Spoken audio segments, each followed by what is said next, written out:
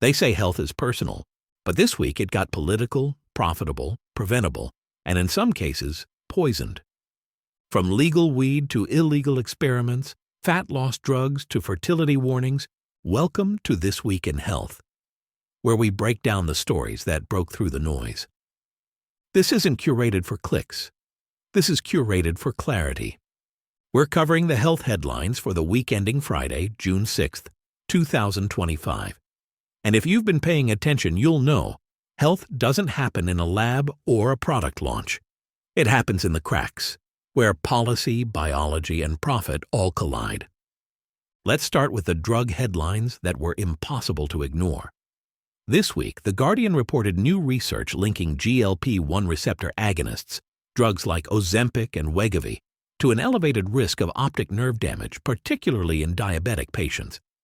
These are the same drugs that have become household names, championed for their ability to melt body fat and suppress appetite.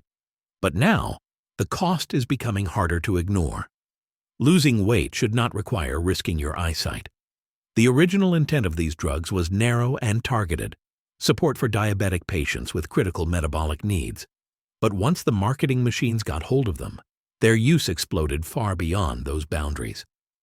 A prescription meant to regulate blood sugar quietly became a cultural shortcut for rapid weight loss, wrapped in hashtags and celebrity endorsements. And that was just the beginning of this week's GLP-1 news cycle. Reuters followed up with more data, revealing additional risks tied to these same medications.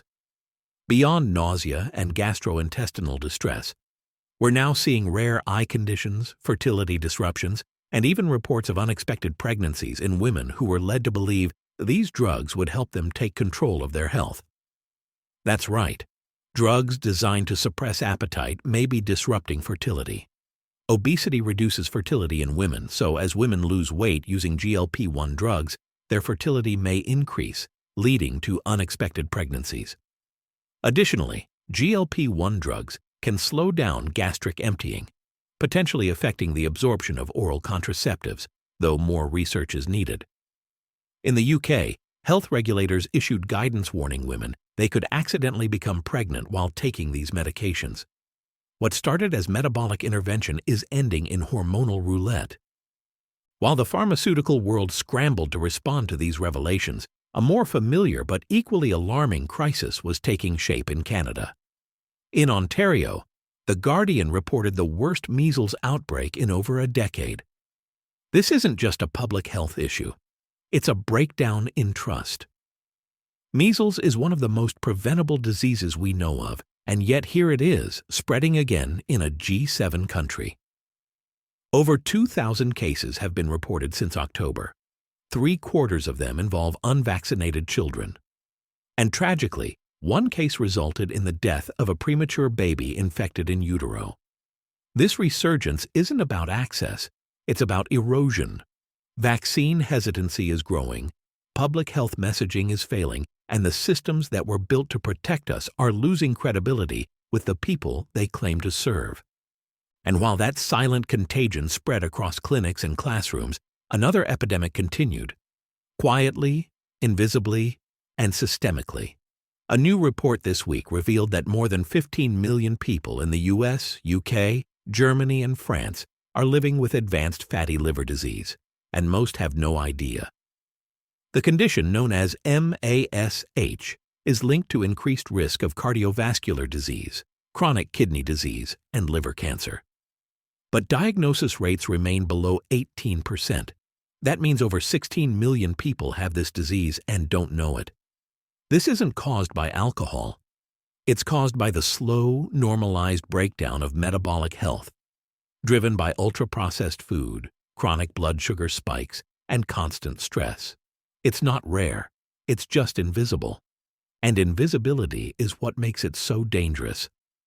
Meanwhile, the New York Times published a deep investigation into the growing stem cell clinic industry.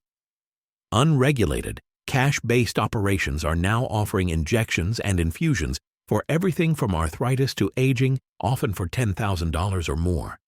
Despite little to no clinical evidence that these treatments work. These are not hospitals. These are businesses. They promise miracles and deliver placebo. But they're not thriving because people are gullible. They're thriving because people are exhausted.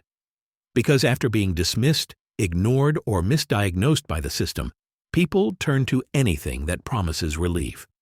When medicine becomes a performance, snake oil becomes a business model.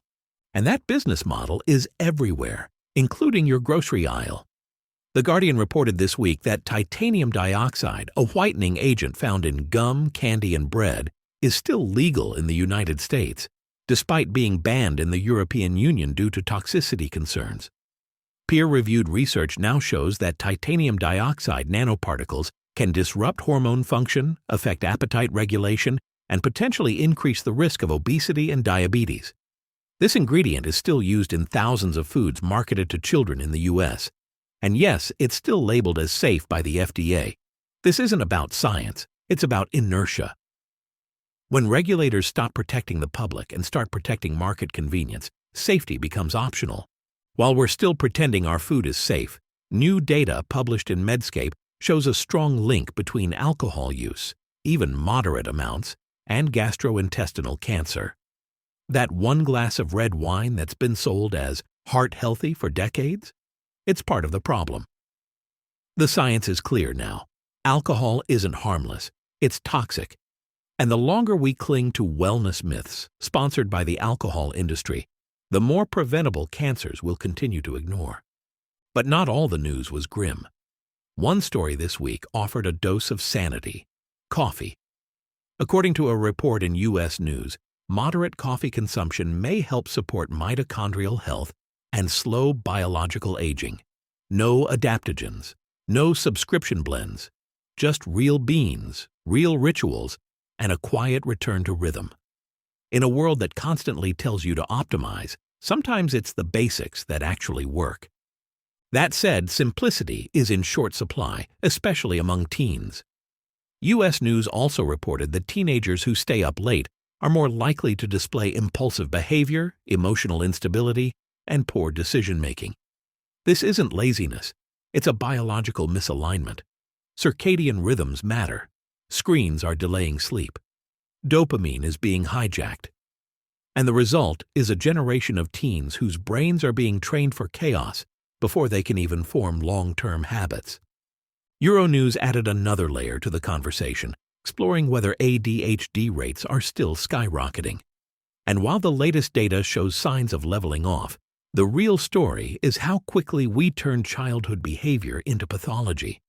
Kids don't sit still in classrooms designed for compliance. They fidget because they're alive. They question because they're curious. But we've medicalized that discomfort. And then we wonder why they grow up distrusting their bodies. So here's the thread running through every story this week. This isn't a series of unrelated headlines. It's a single, systemic pattern. A pattern where we reward quick fixes, dismiss long-term consequences, and confuse reaction for regulation. We're using fertility-disrupting drugs to chase aesthetic goals. We're feeding children banned additives. We're selling unproven treatments to the desperate.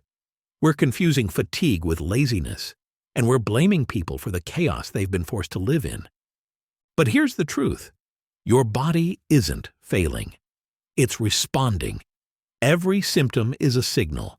Every spike, crash, craving, and flare-up is a response to systems that were never designed for your well-being. And until we name those systems, no amount of optimization will save us. The Health Manifesto was never just a book. It's a blueprint. It reminds us that health isn't found in trends or hacks or headlines. It's found in rhythm, in awareness, in sovereignty, and in the radical act of asking better questions before someone sells you the wrong answers. Thanks for listening to This Week in Health. Download the full audiobook and ebook at manifesto.health. We'll see you next week.